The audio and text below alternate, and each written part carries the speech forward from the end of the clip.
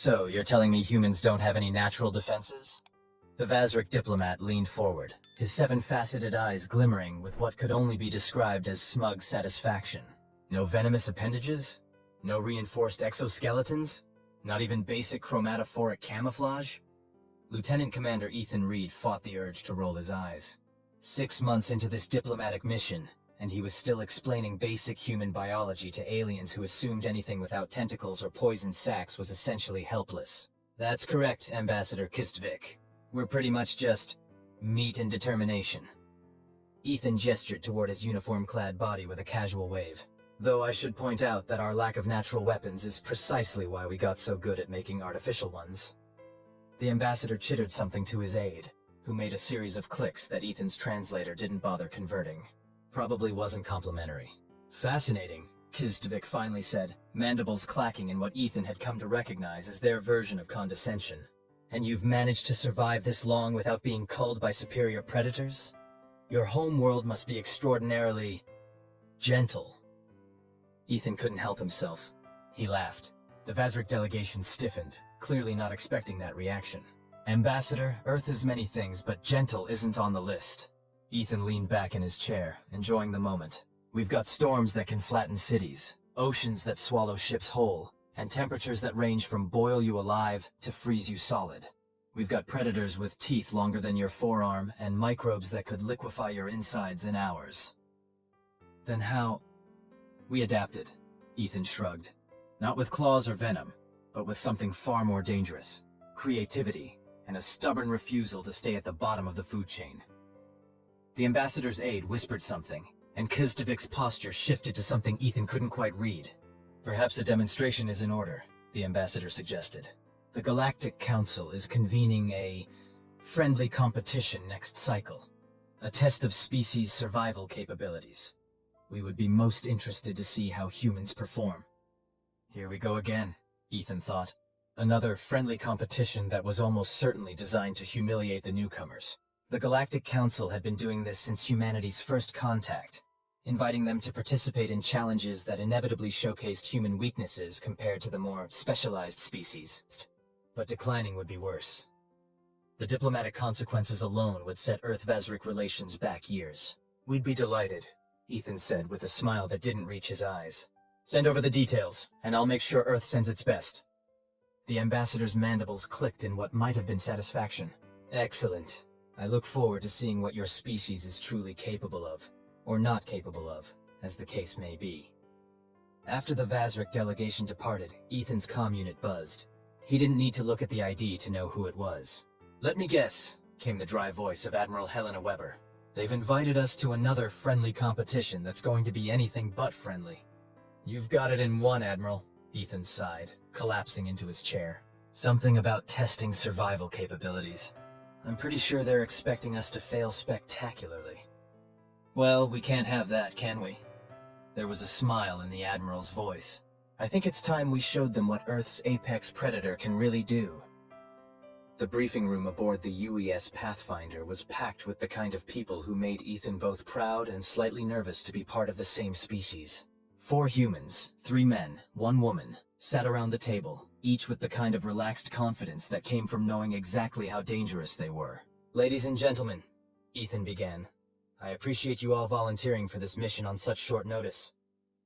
Kai Nakamura, the compact, wiry survival specialist, gave a small nod. When you said the aliens think humans are basically helpless prey animals, I couldn't pass it up. Same, added Dr. Liv Erickson, the team's medical officer and biologist, though her resume suggested she was far more than that. Her time with Arctic research stations and deep jungle expeditions had given her a reputation for thriving in environments that killed most others. So what exactly are we getting into here, Commander? Asked Marcus Alvarez, the team's combat specialist, a former Force Recon Marine whose service record was more redacted than readable. That's the fun part, Ethan said, activating the holographic display in the center of the table. We don't entirely know. The display showed a rotating image of a planet, mostly blue with swirls of white and patches of green and brown. This is Vazric Prime, Ethan explained. Not their homeworld, despite the name, but a colony world they've terraformed to serve as what they call a proving ground. Each participating species will send a team of 4 individuals who will be dropped at different points on the surface.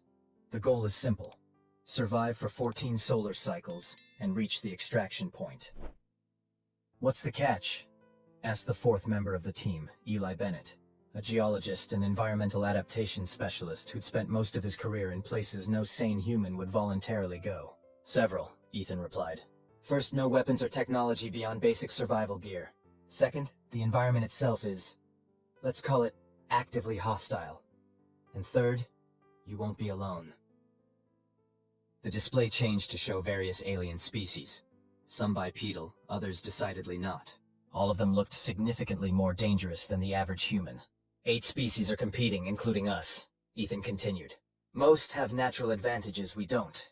The Vazrik have exoskeletons and can climb virtually any surface. The Nor have limited telepathy. The Krawl have strength roughly 5 times that of a human, and so on. "So we're meant to lose," Liv said matter-of-factly. "That's certainly what they're expecting." Ethan nodded. "The Galactic Council sees this as a way to gently put humanity in its place. Show us that despite our rapid technological advancement, we're still biologically inferior." "They clearly don't understand humans very well," Marcus chuckled, the sound carrying no humor. "No," Ethan agreed. "They don't, which is our advantage. They're expecting us to act like prey. I want you to show them why that's a mistake." Kai raised an eyebrow. "You want us to go full predator mode on these guys?" "I want you to survive," Ethan clarified. "By any means necessary. Show them what humans are really capable of when pushed. The rules allow for creative interpretation." "In other words," Eli said slowly, "we're going humanity. Fuck yeah on this one." Ethan couldn't help but smile.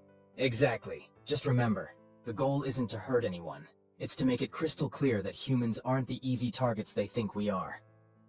"When do we leave?" Marcus asked. 12 hours, Ethan replied, "which gives you just enough time to prepare and get some rest." "I suggest you take advantage of both."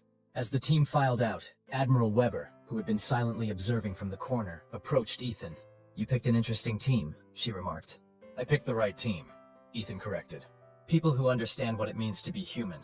All the weaknesses, all the strengths. And the ethical implications of unleashing them?" Ethan met her gaze steadily. "They know the limits. But the Galactic Council needs to understand something fundamental about humanity, Admiral. Earth doesn't raise prey. It breeds predators. The sooner they understand that, the better our diplomatic relations will be in the long run." Weber studied him for a long moment before nodding. "Just make sure your predators don't start a war." The drop pod hit the atmosphere of Vazrik Prime with a shuddering jolt that made Kai's teeth rattle. Next to him, Liv was reviewing planetary data on her wrist display, seemingly unbothered by the turbulence. "Atmospheric composition is close to Earth normal," she reported. "Slightly higher oxygen content, which might give us a slight endurance advantage. Gravity is 0.92 Earth standard." "Temperature range?" Eli asked, checking the seals on his survival pack. "Varies by region," Liv replied. "The drop zone they've assigned us is temperate forest.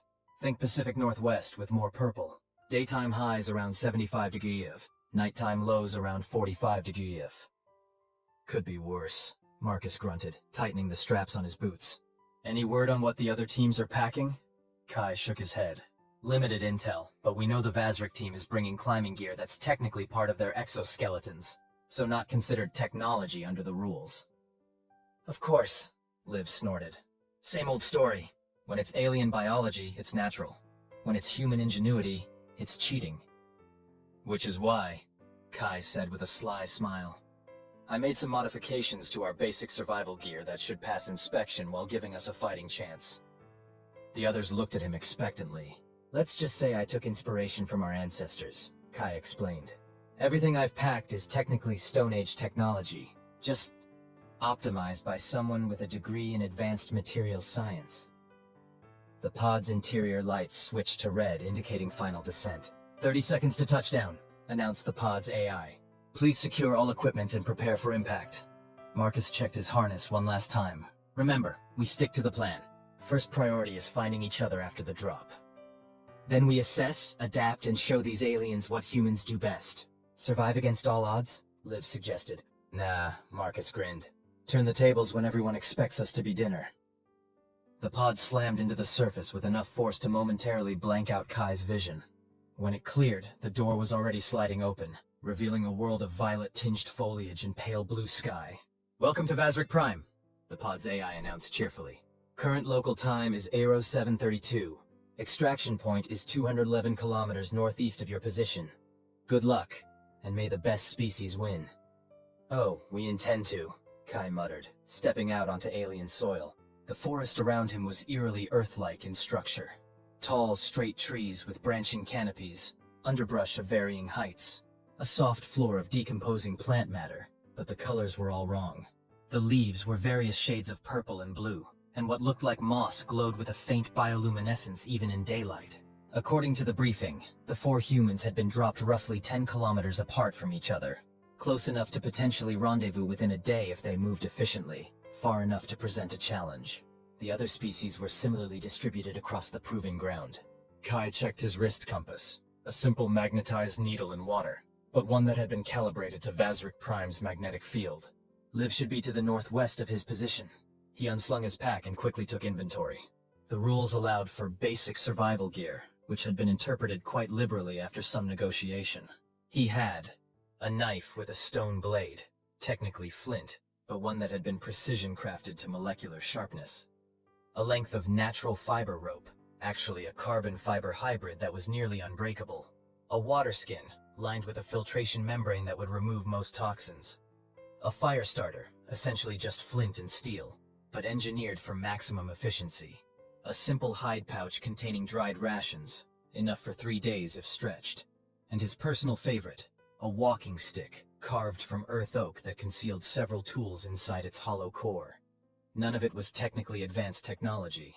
All of it had been designed by some of the cleverest engineers on Earth to stretch the definition of basic to its absolute limit. Kai smiled to himself as he shouldered his pack. "Let the games begin," he thought, and set off toward where Liv should have landed. Liv Erikson had always felt more at home in wilderness than in civilization. The moment her pod door opened, she was already cataloging the alien environment with the practiced eye of someone who had spent decades learning to read landscapes. Water source approximately half-kilometer east, likely a stream based on the gradient and vegetation patterns. Multiple animal trails converging from the northwest, possible watering hole. Air currents suggest a clearing or cliff face 2 kilometers south. She consulted her compass and confirmed that Kai should be southeast of her position, with Eli and Marcus further out in a roughly circular pattern. Based on their pre-mission planning, they would all be moving toward a rendezvous point equidistant from their drop locations, a strategy that maximized their chances of finding each other quickly. As she gathered her gear, Liv noticed something odd about the forest floor near her pod. The leaf litter was disturbed in a pattern that suggested something large had recently passed through, something that dragged a portion of its body. Interesting. Snake-like creature, approximately 2 meters in length based on the width of the trail. Recent too, within the last hour. She knelt to examine the trail more closely and noticed a faint oily residue on some of the leaves. Carefully, she took a sample stick from her pack and collected a small amount. The analyzer built into her compass, disguised as a simple decorative element but actually containing a miniaturized chemical sensor, gave her the basics. Organic compound, likely secreted by the creature that left the trail. Mildly acidic.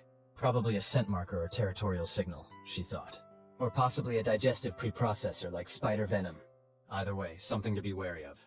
She was about to continue toward the rendezvous when she heard a distinctive 3-note whistle. Kai's signal. It was closer than she'd expected, perhaps only a kilometer away. Liv returned the whistle, 2 long, 1 short, and within 20 minutes, Kai emerged from the undergrowth, moving with the silent efficiency that had made him legendary among survival specialists. "Found you faster than expected," he said by way of greeting. "The terrain's easier to navigate than the briefing suggested." "For us, maybe," Liv replied. "I've been tracking what looks like local wildlife. Some interesting locomotion patterns." Kai nodded toward her pack. "Any useful samples yet?" "Nothing conclusive, but I've got some ideas about the local food chain. You?" "I climbed a tree, got a decent view of the area. There's what looks like a river valley about 5 clicks east. Good place for the rendezvous. Water, shelter options, and clear sightlines." Liv consulted her compass again. "That would put Eli roughly south of the valley, Marcus to the north. If we head there now, we could..." She stopped, head tilted. Kai immediately froze, recognizing her posture. "Something's coming," she whispered. large, from the west. They melted into the underbrush, a movement so practiced it seemed almost instinctive. Humans might lack natural camouflage, but millennia of being both predator and prey had honed their ability to use their environment. The creature that emerged into the small clearing was like nothing they'd seen in the briefing materials. Roughly the size of a bear, it moved on 6 muscular limbs with grasping, claw-tipped digits. Its head was dominated by a circular mouth ringed with teeth, above which sat 4 independently moving eyes on short stalks. Most concerning was the way it moved. Purposeful, directed. This wasn't random foraging. It was tracking. It's following my trail, Kai breathed, barely audible. I didn't even try to hide it. Didn't think anything would be hunting so soon after the drop. The creature paused, its eye stalks swiveling in different directions. One pointed directly at their hiding spot. It knows we're here, Liv realized, but it's not sure exactly where. She caught Kai's eye and made a small hand gesture, an old hunting signal meaning separate and flank. He nodded almost imperceptibly. What happened next would later be described in the official Galactic Council report as an unexpected demonstration of human predatory behavior. As the creature began moving toward their hiding spot, Liv suddenly burst from cover, not away from the predator, but directly toward it, shouting at the top of her lungs and waving her arms. The creature reared back in momentary confusion at this prey that was charging rather than fleeing. That moment was all Kai needed. He launched from his position, landing on the creature's back with his stone knife already in hand. The blade, sharp enough to split atoms, found the joint between what appeared to be armored plates and sank deep. The creature bucked and thrashed, but Kai rode it like a rodeo champion, adjusting his position with the fluid grace of someone who had wrestled crocodiles for research purposes. When the creature rolled, trying to crush him, he was already moving to its unprotected underside. Liv, meanwhile, had grabbed a fallen branch and was systematically jabbing at the creature's eyes whenever they swiveled in Kai's direction, forcing it to divide its attention. The entire confrontation lasted less than 2 minutes. When it was over, the alien predator lay still, and 2 barely winded humans were already butchering it with clinical efficiency. Protein source secured, Kai noted calmly, as if they hadn't just taken down an alien apex predator with nothing but a stone knife and a stick. Should be enough to last all 4 of us several days if we preserve it properly. Liv was examining the creature's tissue samples. Remarkably Earth-like cellular structure. I think it's safe to eat if we cook it thoroughly. The organs might have useful materials too. As they worked, a small drone, one of the monitoring devices the Galactic Council had deployed to observe the competition, hovered nearby, its cameras capturing everything. In the Vazrik control room, Ambassador Kustovic watched the footage with his mandibles hanging slack in what could only be described as stunned disbelief. They hunted the Grezik? He finally managed. The Grezik is the dominant predator in that ecosystem. Next to him, the Nor representative made a sound that might have been a nervous laugh. Perhaps we underestimated these humans. By nightfall, all 4 humans had reached the rendezvous point in the river valley. They sat around a small, nearly smokeless fire, cooking strips of meat from the creature they now called a hex bear, due to its 6 limbs and ursine bulk. So let me get this straight, Marcus said, turning a skewer of meat over the flames. Your first day on an alien planet and you 2 decided to take on the local equivalent of a grizzly? Without even waiting for the combat specialist to show up? Opportunity presented itself. Kai shrugged, but there was a hint of pride in his voice. Besides, we knew what we were doing. The interesting thing, Liv added, is how quickly the local predators started hunting us. Almost as if they'd been conditioned to see humanoid shapes as prey. Eli nodded thoughtfully. I noticed something similar. About an hour after landing, I had to evade what looked like a pack of wolf analogs. They seemed very determined and very familiar with bipedal prey behavior. This whole setup stinks, Marcus growled. They've been planning this for months, maybe years, training the local wildlife to hunt anything that looks like us. Which means, Kai concluded, that the other competitors were probably briefed about what to expect, except us. Marcus snorted. Classic. Stack the deck, then act surprised when humans still manage to win the hand. We haven't won yet, Liv cautioned. We've survived day 1. We still have 13 more days and over 200 kilometers to go. Speaking of which, Eli said, spreading out a crude map he'd sketched based on his observations. I've been thinking about our route. The map showed their current position in the river valley, with a rough approximation of the terrain between them and the extraction point. Eli had marked several features, mountain ranges, what appeared to be a vast swamp, and a desert-like region. The most direct route would take us through these mountains, he explained, tracing a line with his finger. But based on what I've seen of the local geology, that could be treacherous. Unstable slopes, potential for rock slides, limited water sources. Alternatives? Marcus asked. We could skirt the mountains to the west, which would take us through this swampland, Eli continued. Difficult terrain, but potentially rich in resources and easier to hide in. Or go east, through what looks like arid plains.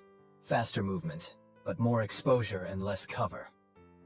They debated the options, weighing risks against potential advantages, before finally settling on the swamp route. It would be slower, but offered better survival prospects and more opportunities to demonstrate their adaptability, which, after all, was humanity's greatest strength. One more thing, Marcus said, his expression turning serious. We need to discuss the other competitors. He'd encountered one during his journey to the rendezvous, a crawl warrior who had clearly been surprised to find a human who didn't immediately flee. Their physical strength is no joke, Marcus admitted, but they're overconfident and tactically rigid. I managed to evade rather than engage, but I got the distinct impression he was disappointed. Like he'd been looking forward to an easy kill. All the more reason to change the narrative, Kai said firmly. From now on, we're not the ones being hunted. We're the hunters. Liv raised an eyebrow. We're not actually going to hunt the other competitors, are we? That would be a diplomatic nightmare. Not hunt, Kai clarified. Just make it clear that we're not easy targets. Set some traps, create some uncertainty. Psychological warfare, basically. I like it, Marcus grinned. Nothing builds respect like a healthy dose of fear. Just remember the mission parameters, Eli cautioned. We're here to survive and reach extraction, not start an interspecies incident. They finished their meal and set up a rotating watch schedule for the night. As Kai took the first shift, he looked up at the alien stars and allowed himself a small smile. Tomorrow, he thought, we start changing some alien perceptions about humanity. The next morning brought heavy rain, large gelatinous droplets that splattered with an almost viscous quality, while the others quickly rigged a shelter from waterproof hides, technically allowed as basic survival gear. Liv stood in the downpour, collecting samples. This is fascinating, she announced, examining a drop on her finger. The rain contains complex organic compounds, almost like diluted protein soup. Is it safe? Eli asked. Liv shrugged. My analyzer says it's non-toxic to our biology. It might actually be nutritious. Marcus looked skeptical. I'm not drinking alien rain goo until I see you survive it first. Fair enough, she laughed, then deliberately licked the droplet from her finger. For science. They all watched her anxiously for several minutes, but when no immediate negative effects manifested, Kai began setting up collection vessels to harvest the unusual precipitation. If it is nutritious, he explained, that solves one of our major challenges, carrying enough food for the journey. While the rain continued, they finalized their strategy. The monitoring drones had been following them consistently, meaning their actions were being broadcast to both the Galactic Council and likely the other competitors. They could use that to their advantage. We need to send a message, Marcus insisted. Something that makes it clear we're not just surviving, we're thriving. I've got an idea, Kai said, a mischievous glint in his eye. By midday, when the rain finally tapered off, they had implemented Operation Apex. Using parts from their survival gear, natural materials from the surrounding landscape, and a liberal application of ingenuity, they had constructed a series of impressive items. Waterproof ponchos from the Hex Bear's membrane-like inner skin, reinforced walking staffs that doubled as spears, a crude but effective bow with arrows tipped with the creature's teeth, a sled-like contraption for hauling their supplies more efficiently. None of it violated the no advanced technology rule, but all of it demonstrated a level of adaptation that was distinctly human. As they prepared to move out, Kai deliberately positioned himself in front of the nearest drone and showed off their handiwork. Just in case anyone's wondering, he said clearly, looking directly into the camera. We're doing fine. Thanks for the hospitality. In the control room, the representatives of the various competing species watched with expressions ranging from amusement to concern.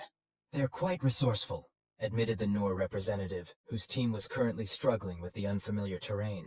Primitive craftsmanship, the Vazrik ambassador dismissed, though his mandibles clicked in what his aide recognized as nervous agitation. It will not save them in the challenges to come. Perhaps, said the Crawl commander, whose single team member in the field was worth any 4 warriors from other species. but I begin to understand why humans have advanced so quickly in the galactic community.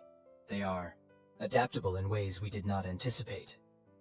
On the monitors, the human team was now moving with purpose through the forest toward the swamplands, their posture and formation distinctly predatory. The swamp was everything they'd expected and worse. A vast expanse of murky pools, twisted vegetation, and uncertain footing. The air hung heavy with humidity and the scent of decay, while strange sounds echoed from all directions.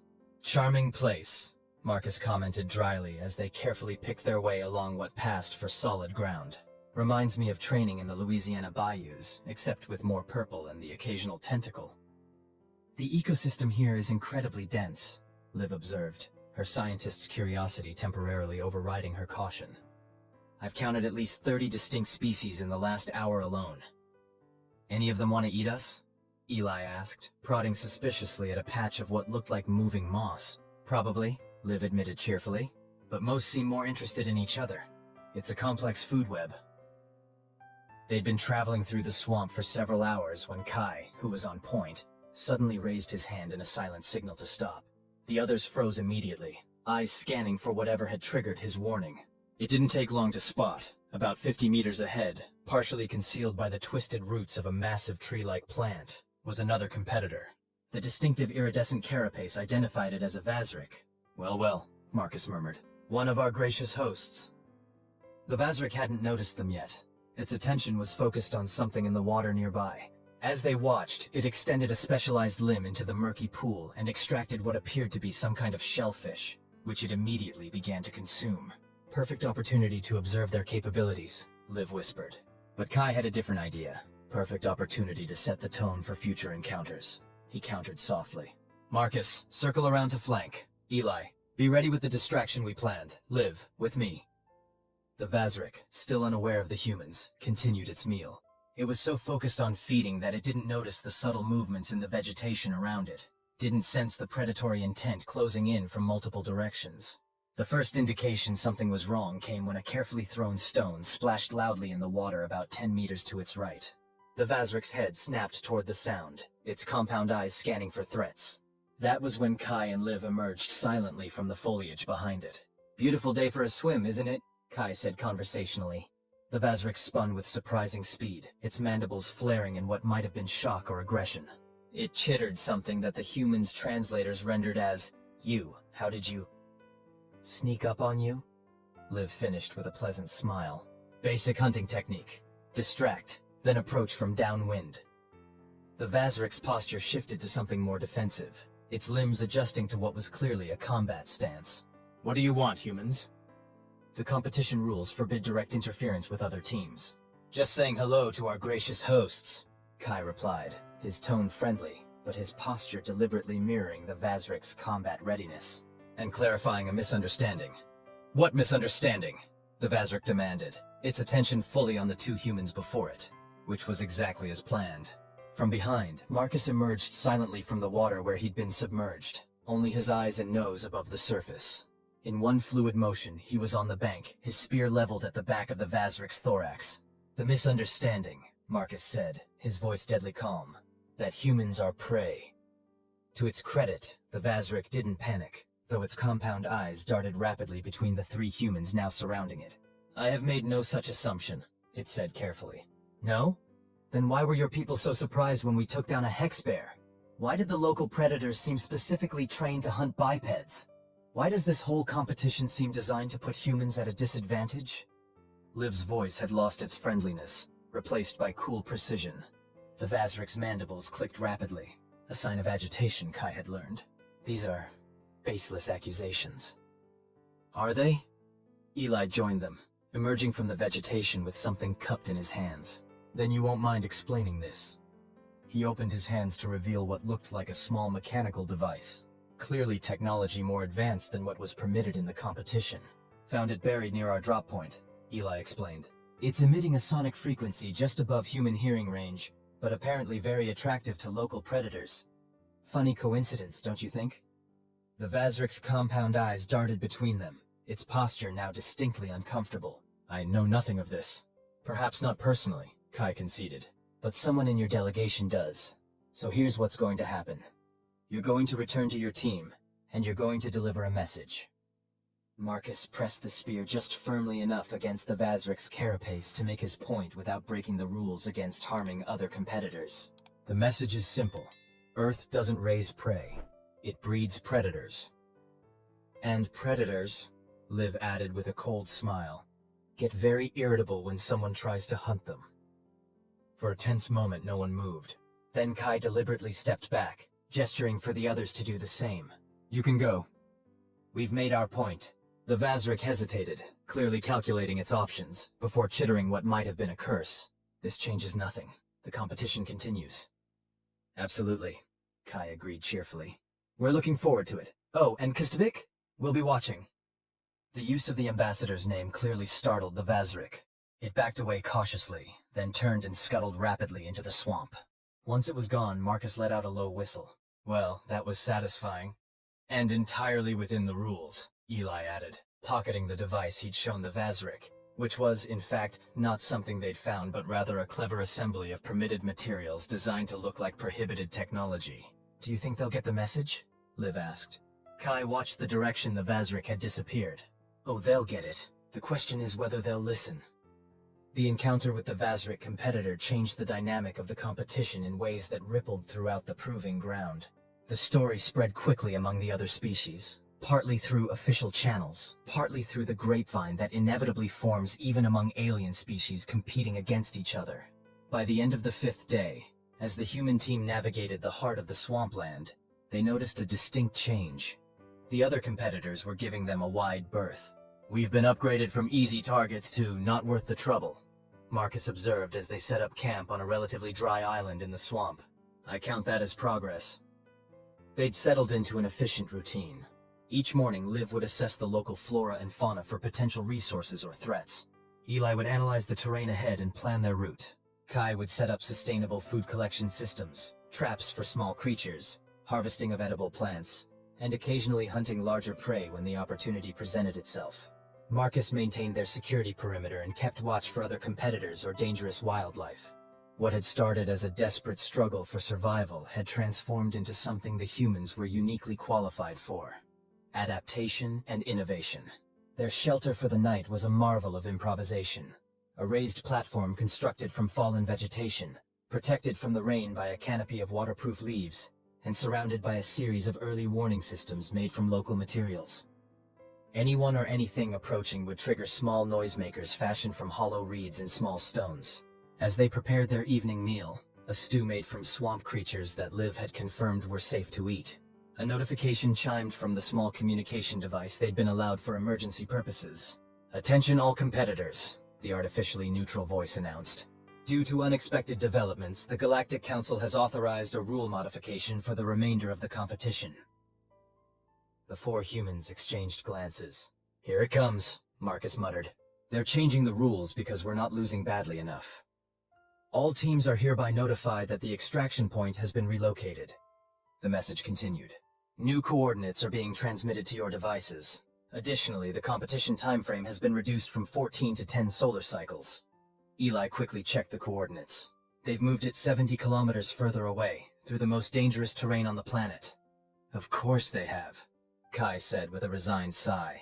Heaven forbid we actually succeed on the original terms. Liv was studying the topographical data. The new route takes us through what appears to be a volcanic region. Active geothermal features, unstable ground, probably toxic gases. And let me guess, Marcus added grimly, right through the territory of something that makes the Hex Bear look like a kitten. Undoubtedly, Kai nodded. The question is, what do we do about it? The answer, as it turned out, was uniquely human. We cheat, Eli said simply. The others stared at him in surprise. Eli, the most by-the-book member of their team, was the last person they'd expected to suggest breaking the rules. Not cheat exactly, he clarified, seeing their expressions. We creatively interpret the parameters of the competition. They've changed the rules mid-game. That means the original agreement is null and void. Kai's slow smile was predatory. I like the way you think. What did you have in mind? Eli spread out his improvised map. They expect us to head directly for the new extraction point, right through Death Valley. But there's nothing in the rules that says we have to take the most direct route. He traced a different path with his finger. a wide arc that initially headed away from the extraction point before looping back around.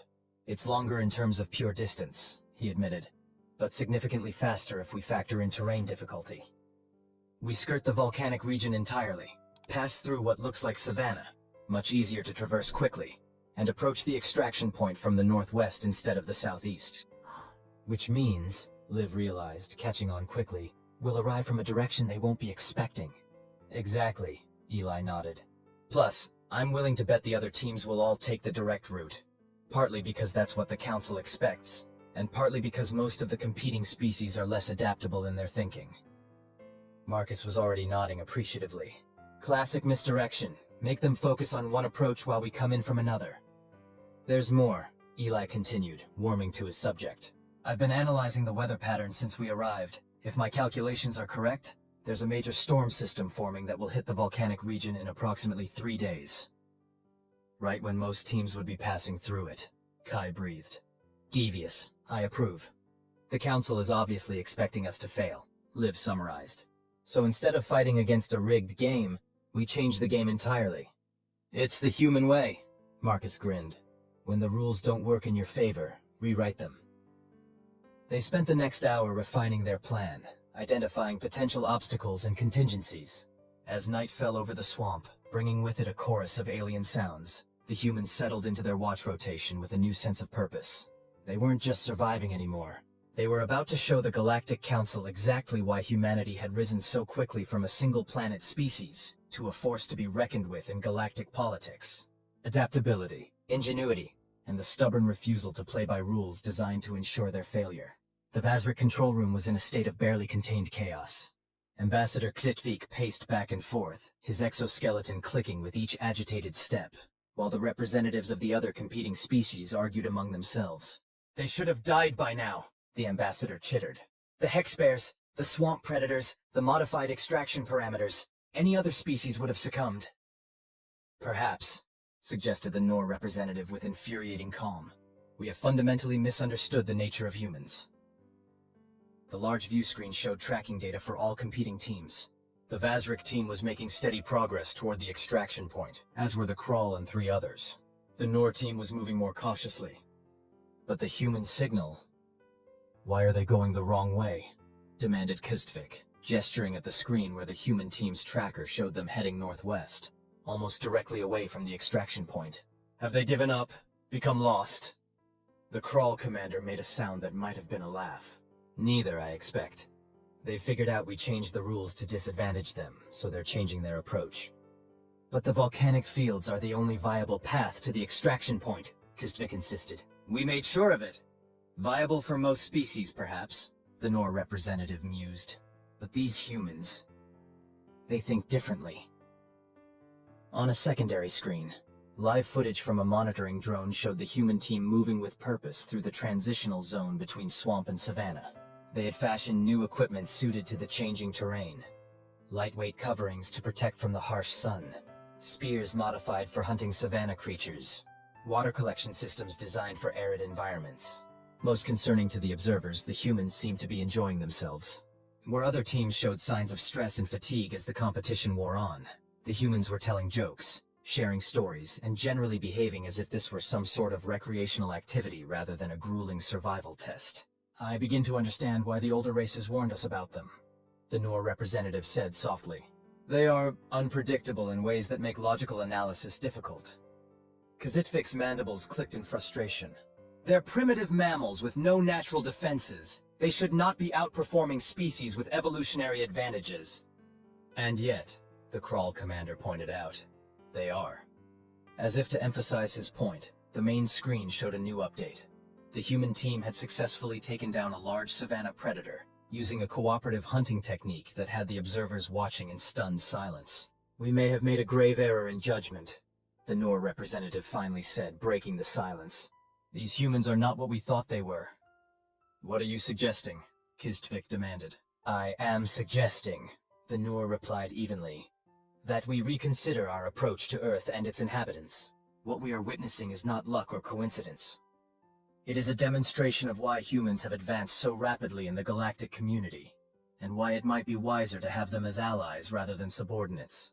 The control room fell silent as they all watched the humans efficiently butchering their kill, preserving the meat and fashioning new tools from the carcass, all while maintaining a vigilant perimeter and treating the monitoring drone to the occasional knowing glance or casual wave.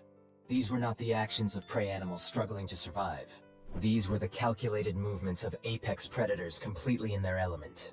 Day 8 found the human team traversing the savannah at a pace that would have been punishing for most species. They moved primarily during the cooler morning and evening hours, resting during the heat of midday under shelters constructed from local materials. Their strategy was working better than they could have hoped. According to the occasional updates from their communication device, 3 of the 8 competing teams had already been extracted due to injuries or inability to continue. The remaining teams were struggling through the volcanic region, exactly as Eli had predicted. "How long until we reach the extraction point?"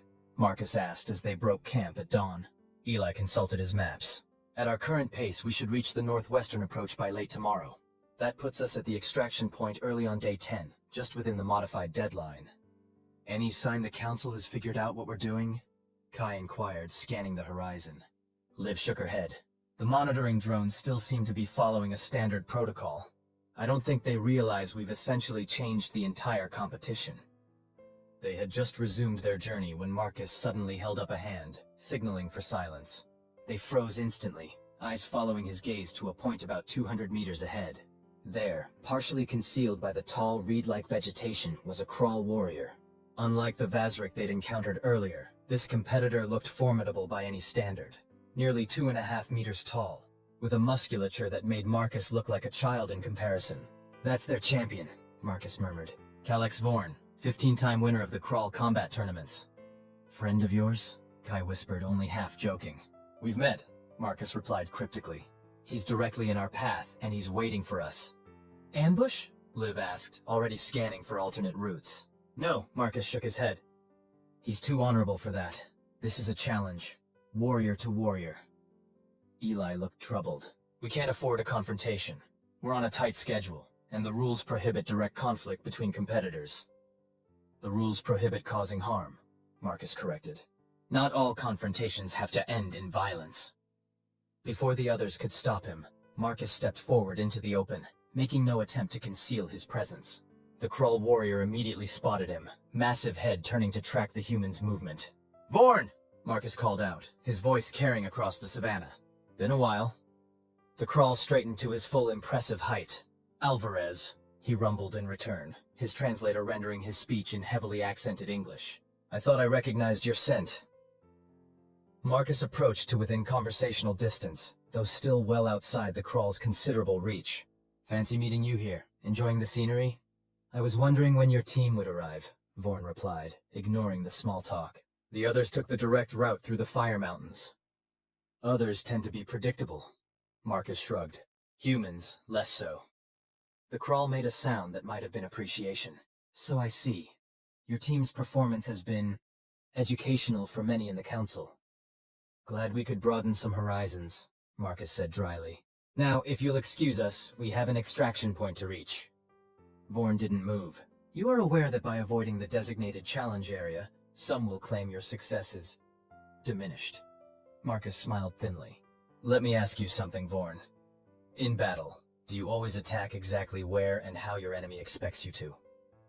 The Krull's expression shifted to what might have been amusement. "Of course not, that would be foolish." "Exactly," Marcus nodded. "The point of this competition isn't to follow a predetermined path. It's to reach the extraction point within the time limit using your species' natural abilities." "And humanity's natural ability is finding the clever way around problems rather than confronting them directly?" "Sometimes," Marcus conceded. "Other times it's knowing when a direct confrontation is in our best interest. The wisdom is in knowing the difference." The two warriors regarded each other for a long moment, a mutual respect evident despite their physical differences. Finally, Vorn stepped aside. "I look forward to seeing whether your approach proves successful, Alvarez." "May your hunt be glorious." "And yours," Marcus replied with a formal nod. As the human team continued past the Krull warrior, Liv whispered to Marcus, "What was that all about?" "Professional courtesy," Marcus explained. "Vorn could have made things difficult for us, but he chose not to.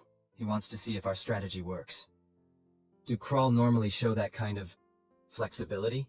Eli asked, clearly surprised. Not generally, Marcus admitted. But Vorn isn't typical. He's fought alongside humans before. He understands us better than most. Kai was thoughtful. So we have at least one non-human who doesn't see us as helpless prey animals. Progress, Marcus grinned. One alien at a time. On the morning of day 10, the human team crested a ridge overlooking their destination. The extraction point was visible below, a cleared area with a landing pad where transport vessels would arrive to collect the successful competitors. From their vantage point, they could see two teams already at the extraction point. The Vazrik and what appeared to be the Tanari, a species known for their exceptional sensory capabilities. 3 more teams were visible approaching from the volcanic region to the southeast, moving slowly and showing obvious signs of fatigue and injury. Perfect, Eli said with satisfaction. They're all watching the southeastern approach. No one's even thinking about the ridge. Their plan had worked flawlessly. By taking the longer but less hazardous route, they had not only avoided the worst of the planet's dangers, but had positioned themselves to approach the extraction point from an unexpected direction. So, Kai asked, how do we want to make our entrance? Quiet and professional, or with a bit of flair? Marcus's grin was downright wolfish. After everything they put us through, I vote for flair. I was hoping you'd say that, Kai replied, producing several small objects from his pack, devices he'd constructed from the permitted materials that, while technically not violating the no advanced technology rule, pushed its boundaries to the absolute limit. 20 minutes later, observers at the extraction point were startled by a series of loud whistling sounds from the northwestern ridge. All eyes turned to see 4 figures silhouetted against the morning sky, each holding what appeared to be crude spears decorated with colorful streamers fashioned from local plants. As the assemblage watched in confusion, the humans began their descent, not by carefully picking their way down the steep incline as any sensible species would, but by riding makeshift shields like sleds, whooping with what could only be described as joy as they careened down the slope at breakneck speed. In the control room, Ambassador Kistvik's mandibles hung slack. They're playing? At a time like this? The Noor representative made a sound like a sigh. I believe, Ambassador, that is precisely the point they're making. The humans came to a skidding, dusty halt at the bottom of the ridge, gathered themselves with casual dignity, and strolled toward the extraction point as if arriving for a social engagement, rather than completing a grueling survival challenge. As they approached, Kai offered a cheerful wave to the assembled competitors and the monitoring drones hovering nearby. Beautiful morning, isn't it? He called out. Hope we didn't keep anyone waiting. The Vazrik team leader's translator rendered its response as a series of confused clicks followed by, How are you? Why are you? We took the scenic route, Liv explained helpfully, gesturing back toward the ridge. Much nicer views, and significantly fewer lava fields. That was not the intended path, the Vazrik insisted, mandibles clicking rapidly. Funny thing about humans, Eli said conversationally. We're not big on following intended paths when better alternatives present themselves. At that moment, a transport vessel descended toward the landing pad, its engines kicking up dust and debris. As the competitors prepared for extraction, Marcus found himself standing next to the Vazrik ambassador, who had apparently come down to personally witness the conclusion of the competition. I trust the council found our performance educational, Marcus said quietly. Kazitovik's compound eyes fixed on the human. You have certainly given us much to consider, the ambassador admitted reluctantly. Though I maintain that without your tools and tricks, humans would not have fared so well.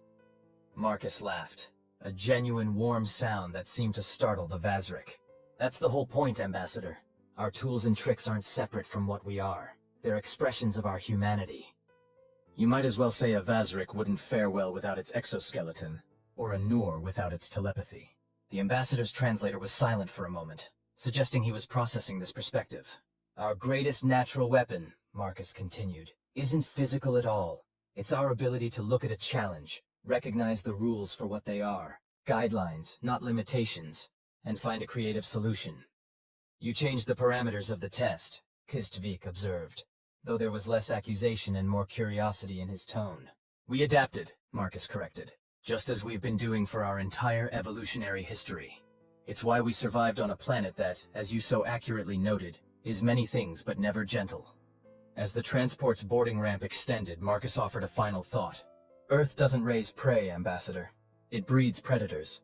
but predators who understand that sometimes the most effective hunt isn't the most direct one.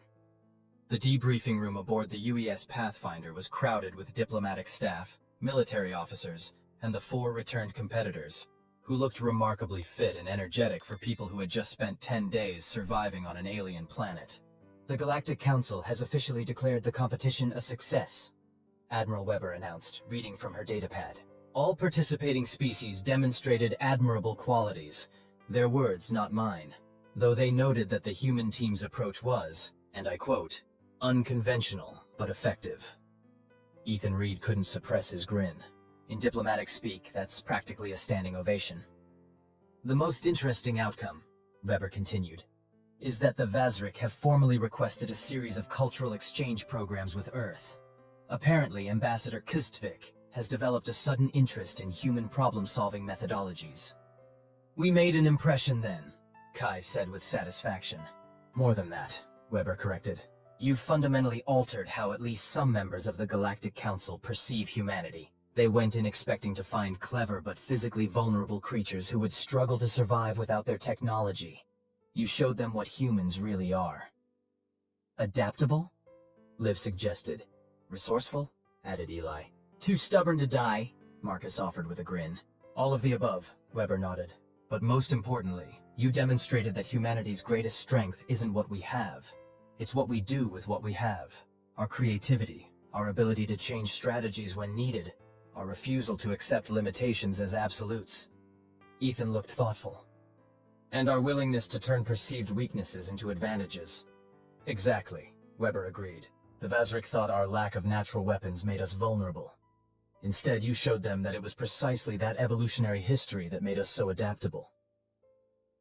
The briefing continued with details about the diplomatic implications and next steps, but the core message was clear. The mission had succeeded beyond their most optimistic projections. In 10 days, 4 humans with little more than Stone Age technology had not only survived a planet designed to kill them, but had done so with style, and in the process, had earned the respect of species who had previously dismissed humanity as biologically inferior. As the meeting concluded, Ethan caught up with Kai in the corridor. There's already talk of making these survival competitions a regular event, he informed the specialist with a smile. The Galactic Council seems to think they're valuable cultural exchange opportunities. Kai raised an eyebrow. Translation, they want to see if we got lucky, or if humans are consistently this adaptable. Pretty much, Ethan admitted. Are you interested in participating in future events? Kai considered this for a moment before shrugging. Why not? It was actually kind of fun, once we got past the everything is trying to kill us part. That's possibly the most human response I can imagine. Ethan laughed. Most species would be traumatized. That's the difference, isn't it? Kai reflected. For most species, survival is the goal. For humans, it's just the beginning.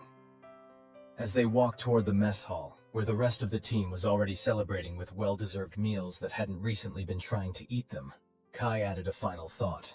You know what the best part was? The look on the Vazrik ambassador's face when we sledded down that ridge. I don't think he'll ever understand why we were laughing. He doesn't need to understand, Ethan replied. He just needs to remember, Earth doesn't raise prey, it breeds predators. Predators who occasionally enjoy sledding, Kai amended with a grin. Especially when it makes a point, Ethan agreed, and the 2 humans shared a laugh that would have mystified most of the Galactic Council, but made perfect sense to anyone who had ever called Earth home. The end.